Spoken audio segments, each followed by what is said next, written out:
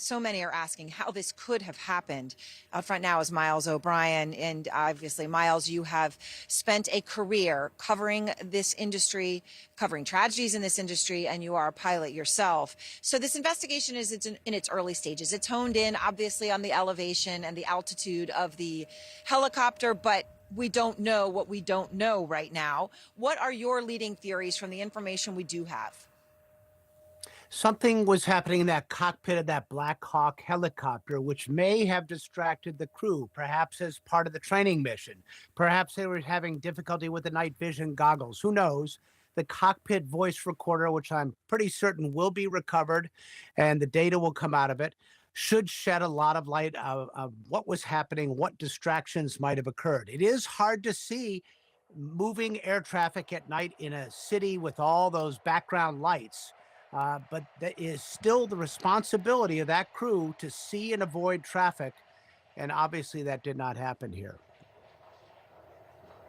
No, it didn't. And there was just no time. I mean, as we said, the slides weren't deployed. There was no, at that point, you're low enough to the ground, texting. I mean, there was nothing, just a silence, and clearly so sudden. President Trump has had blame for this in several quarters. He had referenced DEI initiatives. He also specifically referenced the FAA hiring people with severe disabilities. Let me just play for you exactly what he said, Miles. The FAA is actively recruiting workers who suffer severe intellectual disabilities, psychiatric problems, and other mental and physical conditions under a diversity and inclusion hiring initiative spelled out on the agency's website. Can you imagine? So, Miles, he then went on to specify that one of the disabilities he was referring to is missing extremities. Now, this is something actually you know about. You can speak to personally. You're a licensed pilot. You lost an arm in an accident. So I want to give you a chance to respond to that. Yeah, number one, Erin, let's not forget what it must be like to have lost a loved one and hear this whole, literally with your loved one still underwater.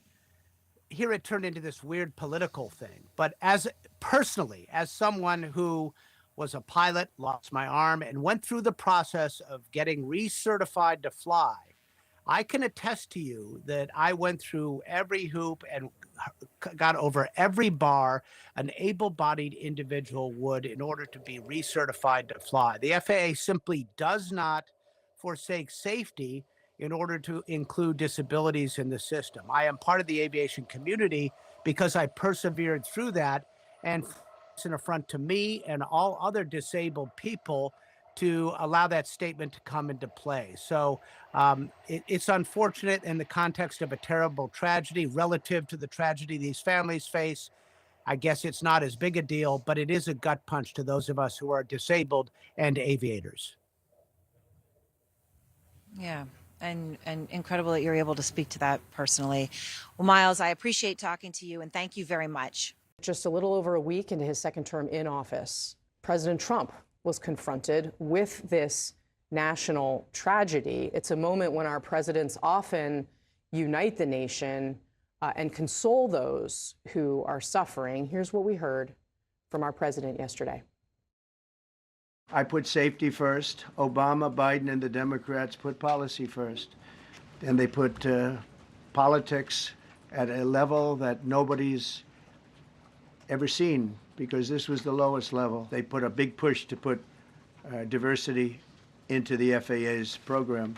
Mr. President, you have today blamed the diversity elements, but then told us that you weren't sure that the controllers made any mistake. We then said perhaps the helicopter pilots were the ones who made the mistake. It's all under investigation. I understand that. That's why I'm trying to figure out how you can come to the conclusion right now that diversity had something to do with this crash. Because I have common sense, okay? And unfortunately, a lot of people don't. After he made those remarks in the briefing room, President Trump was asked to clarify his comments, and he was asked if he was planning on visiting the site of the disaster. Do you have a plan to go visit the site or meet with any of the I have a plan responders? to visit, not the site, because What did you tell me? What's the site? The water? Or to meet with the first responders down there? I don't have a plan to do that. Do you want me to go swimming? He asks. Upon hearing about President Trump's comments yesterday, I want to share with you what our CNN aviation correspondent, Pete Montine, had to say about it. And here's why.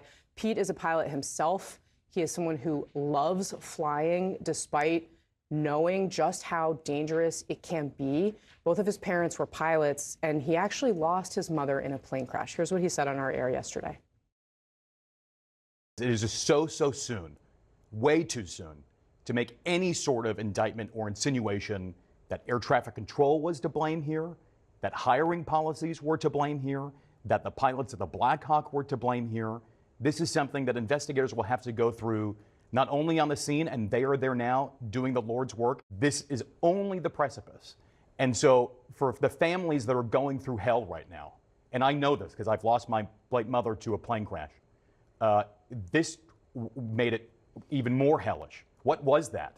I just cannot, I'm sorry to get angry, but what is the point of making some sort of speculative, wide-ranging, rudderless claim about anything about hiring at the FAA? All right, our panel is here to discuss. Michael Warren, senior editor at The Dispatch, Kendra Barkoff, former press secretary to Joe Biden, and Brad Todd, CNN political commentator and a Republican strategist. Welcome to all of you. Brad Todd, I want to start with you on the president, because this is something we have seen from Trump. The word blame kept coming to my mind as I watched that press conference yesterday, because much of why Trump has been so successful as a politician is because of the politics of blame. He blames people, he blames other people, he blames, that's just what he does in situations like this. He levels blame. Pete, I think, said it incredibly well. What is your perspective on how the president handled the moment yesterday, and whether that was the right thing for our country? Well, Donald Trump's good at a lot of things. One thing he's bad at is being a mourner. Yesterday was the day when the president needed to be a mourner and needed to lead the country in mourning, and he's really bad at that. I think before he went out, he should have gone and watched President Reagan's speech after the Challenger disaster, where Peggy Noonan had written for him a poem which Reagan knew about them slipping the surly bonds of earth. The poem's called High Flight. It was a moment for poetry yesterday. There are going to be plenty of time to argue about the FAA's policies and DEI and other mistakes it's made, but yesterday was definitely not that time.